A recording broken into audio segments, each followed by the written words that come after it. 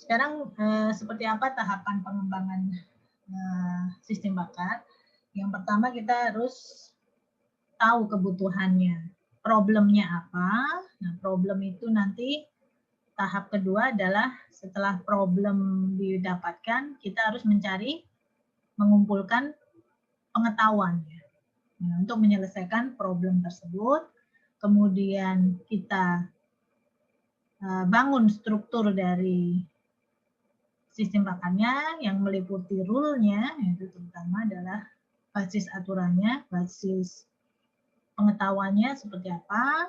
Nah, kemudian kita lakukan evaluasi, evaluasi tes. Nah, dalam tahap evaluasi ini mungkin nanti dibutuhkan yang namanya perbaikan, eksplorasi, sebelum kita lakukan proses dokumentasi dan pemeliharaan. Jadi setelah hasil dievaluasi ternyata hasilnya memenuhi, maka produknya bisa didokumentasikan dan dilakukan pemeliharaan. Pemeliharaan di sini artinya kalau misalkan ada, ternyata setelah digunakan ada pengetahuan baru dan sebagainya, itu bisa direformulasikan lagi, kemudian ditambahkan lagi, lalu diulang. Ini kira-kira tahapan pengembangan dari sebuah sistem bakar. Ya, jadi ini tadi penjelasannya, nanti kalian bisa baca. Yang terpenting adalah pada saat menentukan permasalahan yang cocok itu domain tidak boleh terlalu luas, tapi juga tidak boleh terlalu simple. Ya. Jadi istilahnya kalau sistem itu bisa diselesaikan tanpa menggunakan sistem bakar, ya nggak usah pakai sistem bakar. Jadi kompleksitasnya dikatakan di sini menengah. Menengah ya. Jadi kalau masalah itu sangat mudah, terlalu mudah, tidak kompleks, maka tidak perlu sistem bakar. Jadi artinya kompleksitasnya juga harus, meskipun domainnya tidak terlalu luas, tapi kompleksitasnya juga jangan terlalu sederhana. Lalu tersedianya ahli. Nah, nanti untuk tugas yang saya berikan, ahlinya ini bisa kalian sementara karena ini hanya tugas, bisa kalian peroleh dari buku misalkan ya. Atau kalau di internet misalkan. Nah, untuk level tugas ya, tapi kalau untuk level yang sebenarnya memang kita harus membutuhkan tersedianya ahli.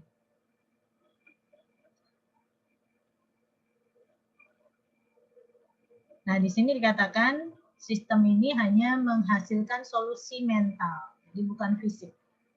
Jadi hanya memberikan anjuran, jadi tidak bisa melakukan proses aktivitas fisik. Ya. Kemudian tidak melibatkan hal-hal yang bersifat common sense. Misalkan ada gravitasi, benda jatuh dia bisa melihat, kemudian ambulan lalu lintasnya berhenti dan sebagainya.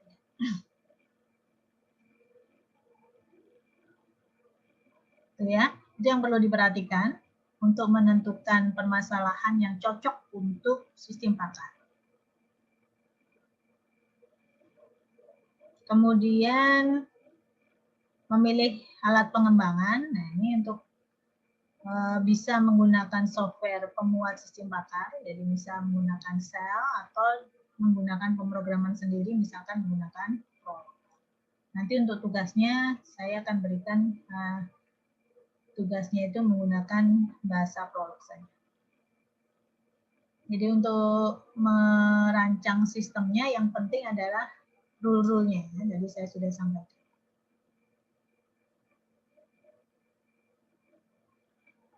Nah, ini sistem bakar, sekarang kita lihat jenis sistem bakar yang berbasis pengetahuan atau knowledge based expert system. Jadi sebenarnya sama saja.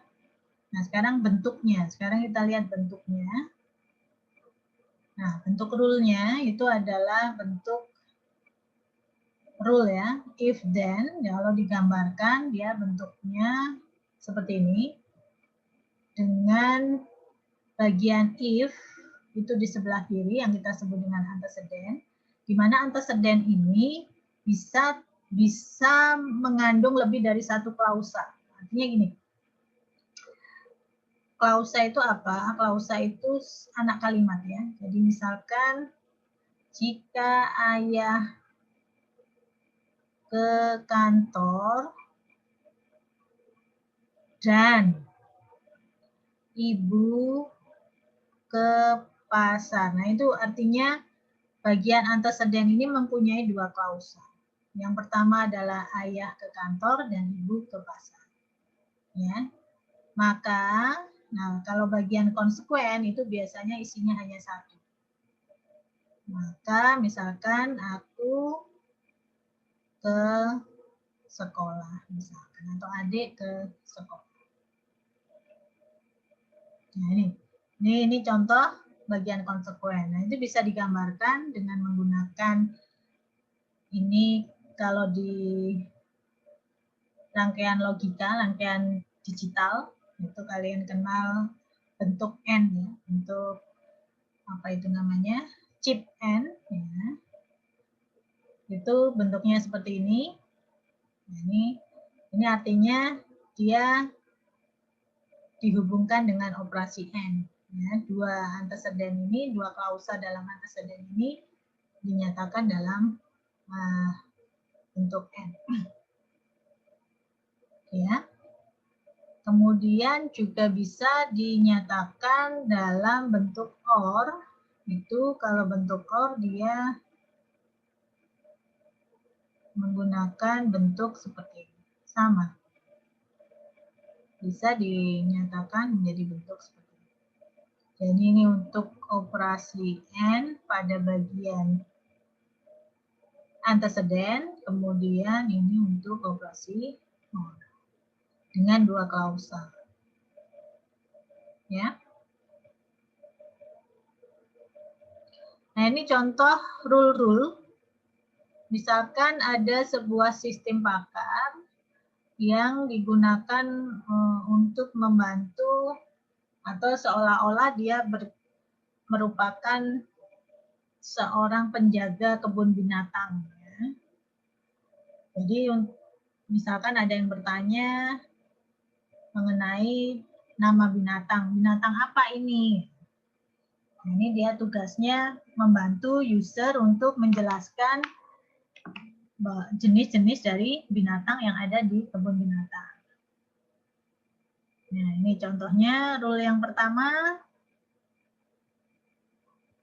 Ini mengatakan jika binatang itu mempunyai rambut, maka binatang itu adalah sejenis mamalia. Jika, nah, dan seterusnya. Ya, ini bentuk dari rule base. Oke. Nah, bentuk dari rule base ini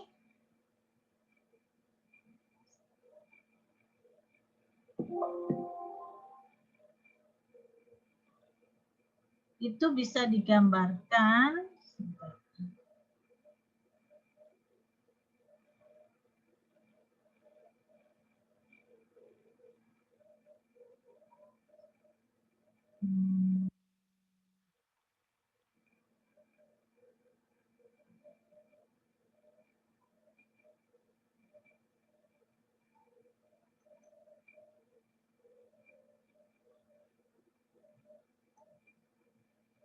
dengan menggunakan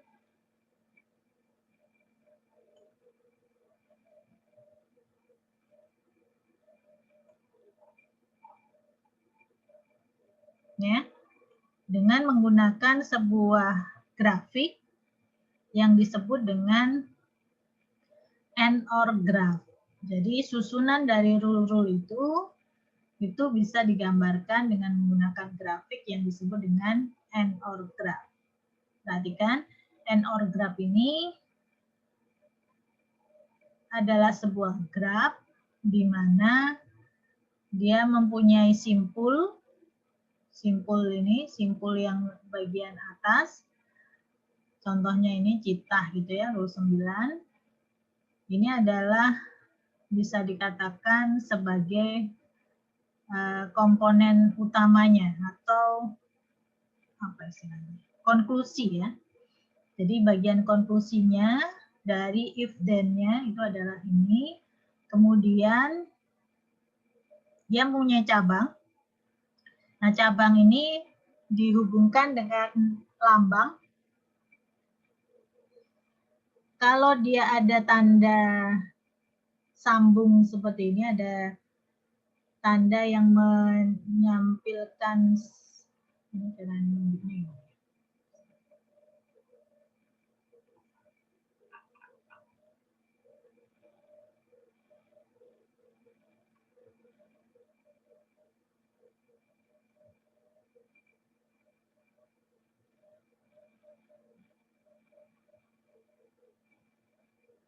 Jadi yang ada ini ya, lambang ini.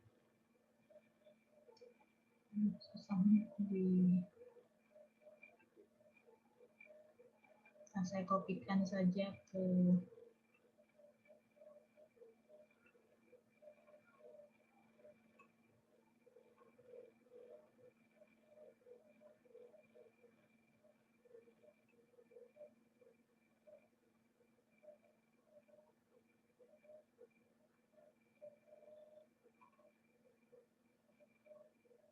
ya. Jadi and or graph, jadi saya ulangi. Misalkan cara menyatakan rule ya. Jadi misalkan tadi rule, ada rule if X mempunyai rambut, maka X adalah mamalia. Jika dia memiliki menyusui ya, menyusui dia adalah mamalia. Berarti kan di sini sebenarnya ada rule yang menyatakan bahwa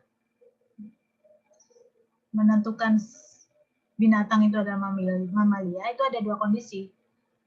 Dia memiliki rambut atau dia menyusui. Kan gitu.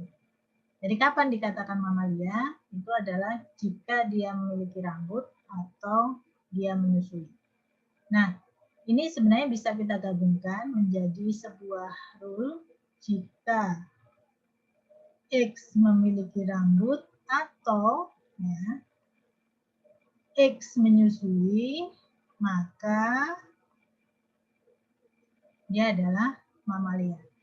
Nah, bentuk dari rule ini bisa kita nyatakan menjadi sebuah and or graph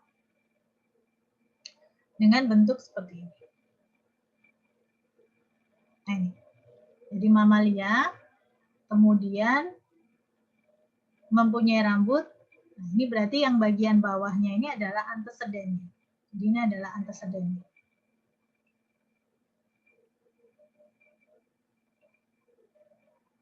Kemudian ini adalah konklusinya. Jadi satu ini itu mewakili satu rule. Satu rule if ya antecedent then conclusion. Jadi ini mamalia itu adalah conclusionnya, kemudian mempunyai rambut dan menyusui itu adalah merupakan antecedentnya. Nah, di sini bedanya apa? Kok ada yang menggunakan ini, kemudian ini kan? Nah, ada yang tidak. Nah, yang tidak ini itu adalah operator dalam antecedennya itu adalah or. Jadi ini membacanya, kalau kita baca di sini adalah jika dia mempunyai rambut dan atau dia menyusui, maka dia adalah mamalia. Ini yang disebut dengan and or graph. Oke. Ya. Lalu ini bisa nyambung ke rule 5. Sekarang kita lihat, rule 5 itu apa? Kita lihat, nah ini. Rule 5, dia mengatakan, jika dia mamalia, nah ini. Mamalia itu kan diperoleh dari rule yang ini tadi.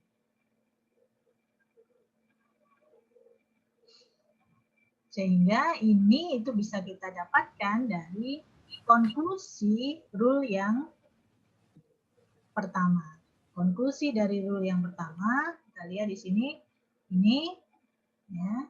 Lalu N kan dia memakan daging, maka dia akan menuju ke rule 5. Rule 5, ini ada. Ya, jika dia mamalia dan memakan daging, maka kemudian yang rule 6 itu adalah jika dia mamalia, kemudian punya gigi taring, lalu dia mempunyai mata tajam, kuku ya, maka dia juga karnivora. Nah, ini kita definisikan di sini. Ini adalah rule 6. Ya. Rule 5, nah, rule 6. Kemudian rule yang 56, ini maksudnya adalah 5 dan 6 ini kan sebenarnya memberikan konklusi yang sama, karnivora, ya, dengan hubungan or. Artinya karnivora itu kapan dikatakan karnivora? Itu kalau dia memenuhi kondisi 5 juga memenuhi kondisi 6. Nah, atau memenuhi kondisi 6. Maka kapan menentukan karnivora? Kita bisa tetapkan di sini. Karnivora itu adalah kalau dia memenuhi aturan 5 atau di sini tidak ada ini ya. Nanti atau dia memenuhi rule yang ke-6. Nah, kemudian di sini ada rule 9. Kapan dia dikatakan sebagai cita? Rule 9. Jika dia karnivora dan ya, warna bulunya itu adalah tawny ya, jadi agak kecoklatan gitu ya. Kemudian mempunyai spot ya, spot gelap, ya, bintik-bintik gelap, maka dia adalah cita. Nah, sehingga karnivora ini tadi kan diperoleh dari rule yang sebelumnya. Makanya di sini disambung rule yang ke-56 ini adalah karnivora. Ini kita membacanya gini. Jika dia karnivora dan tawny color dan dark spot, maka dia ditentukan sebagai cita. Ini hanya contoh untuk satu konklusi saja, yaitu cita. Nah, kalau digabungkan semua yang ada di sini,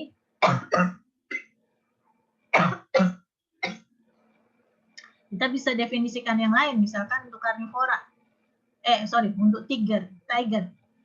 Apa dikatakan tiger? Itu adalah kalau dia karnivora, tawny color, dan dia mempunyai black strip. Nah, ini bisa digabungkan seperti ini.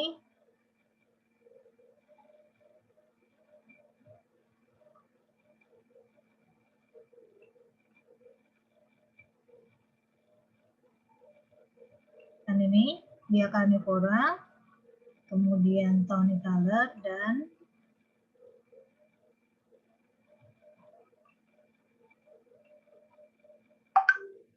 black strip.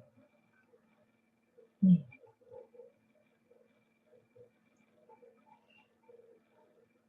Kemudian misalkan mau ditambahin lagi,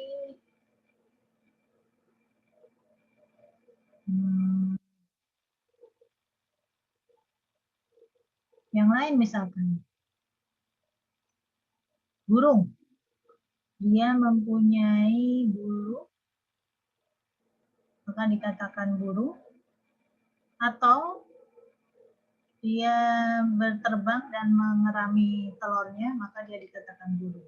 Ini bagaimana mendefinisikan di NO rule-nya? Bisa kita definisikan di sini. atau di sini, ini burung, bird, itu adalah ada dua kondisi.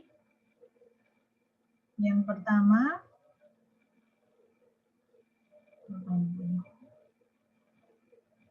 has feathers.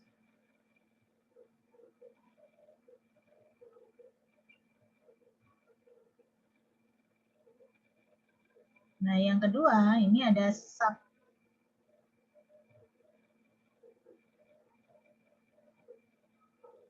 Berterbang dan mengerami induk. Mengerami telur. Ini sebut saja 4 ya. Di mana di sini saya hapus saja nih.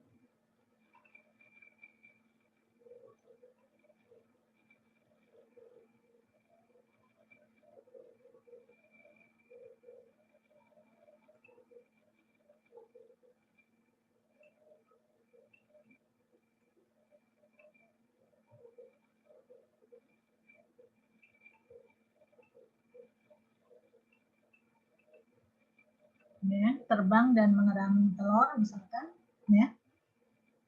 Ini kan bird. Nah, ini N. Hubungannya adalah N. Jadi lambangnya jangan lupa. Nah, kemudian setelah bird,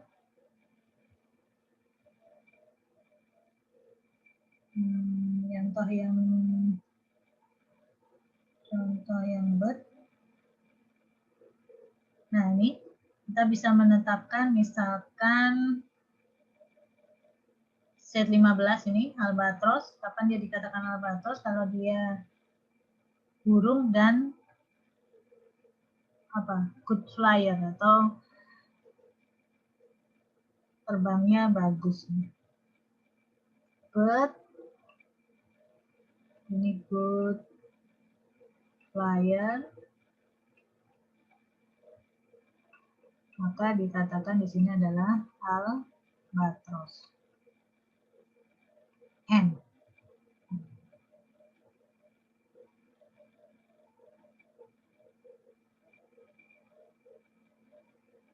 Nah, kemudian ini bisa dirangkai semua menjadi sebuah sistem zookeeper.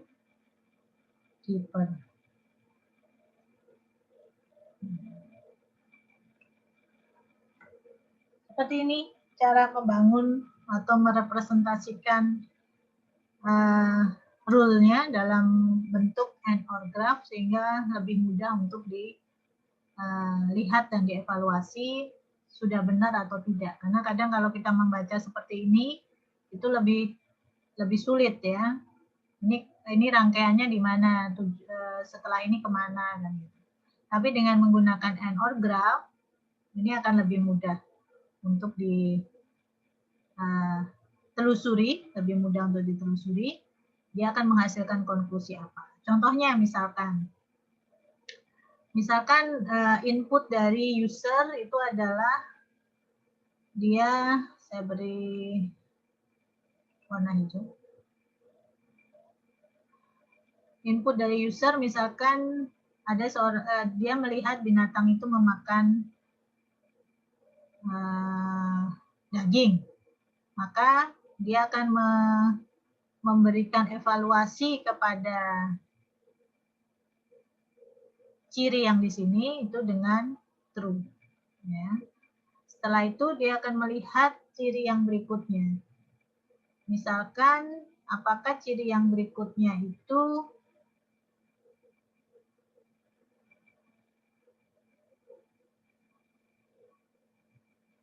ya, dia memiliki rambut. Karena dia memiliki rambut, maka dia akan mengevaluasi ini sebagai itu. Nah, kalau di sini dia sudah menjawab evaluasi mempunyai rambut itu, dia tidak perlu menanyakan apakah dia menyusui, karena di sini hubungannya adalah or. Ya, dan ini akan menyebabkan mamalianya juga bernilai true. Ya. Nah, karena memakan daging dan mamalia ini dua-duanya true, ini akan menyebabkan rule 5 ini juga bernilai true. Ya. Dan karena rule 5 true, rule 6 ini tidak diketahui karena di sini hubungannya adalah OR. Karena hubungan adalah OR, itu akan menyebabkan nilai dari rule 56 ini juga true. Tidak peduli berapa nilai dari rule 6. Karena OR itu satu saja bernilai true, itu akan menyebabkan hasilnya bernilai true. Ya. Nah, kemudian karena di sini misalkan nilai true, lalu diketahui lagi bahwa dia kulitnya coklat, nah, maka true di sini. Kemudian apakah dia bergaris-garis? Nah, kalau bergaris-garis maka di sini true. Ini akan ini kurang tanda gini. Ini akan menyebabkan ini semua anaknya adalah true, true, true. Karena di sini hubungannya adalah N, maka karena semuanya true, ini menyebabkan konklusi tiger ini juga menjadi true. Sehingga jawaban terakhir yang diberikan oleh sistem itu adalah tiger. Ini contoh cara melakukan inferensi. Nah, proses inferensi itu juga bisa digambarkan dengan menggunakan model seperti ini. Ini contoh memberikan inferensi untuk forward chaining. Ya. Apakah dia mempunyai rambut? Nah, kalau dia jawabannya iya, maka kesimpulannya adalah mamalia. Kemudian kukunya ya tajam, apa istilahnya? Runcing gitu ya. Kalau ini true, maka dia akan menyebabkan kesimpulan ungulate dia menjadi true. Kemudian kalau ada pertanyaan lain, lalu di sini juga jawabannya adalah true karena di sini n ya. Kalau kondisinya n, maka semuanya harus true. Ya, ini harus true. Sehingga dia akan mendapatkan jawabannya terakhir adalah bahwa binatang itu adalah seekor jerapah. Ini yang kita sebut dengan proses forward chaining. Nah, kebalikannya, kalau backward chaining seperti apa? Kalau backward chaining itu adalah prosesnya diketahui dulu yang di bagian terakhir ini. Ya. Jadi, dia akan mengecek, ini ada diketahui cita. Nah, cita itu membutuhkan rule apa saja. Nah, di sini dia akan memberikan pertanyaan, apakah dia tonic color? Kalau ya, maka ini juga harus jawabannya ya, dark spot. Nah, kemudian untuk yang berikutnya di sini, dia membutuhkan pertanyaan tentang karnivora. Nah, karnivora kan ada dua, apakah dia memakan pemakan daging. Nah, ternyata di sini misalkan jawabannya dia tidak, tapi kemudian dia mempunyai pertanyaan lain untuk rule yang ke-6. Ya. Jadi di sini apakah dia matanya, kemudian kukunya, lalu giginya, ya, sudah sesuai semua, maka kalau di sini jawabannya true, dia terpenuhi adanya karnivora. Ya, termasuk apakah dia mamalia. Jadi itu cara mengevaluasi kalau dari backward chaining. Jadi dimulai itu adalah dari bagian conclusion.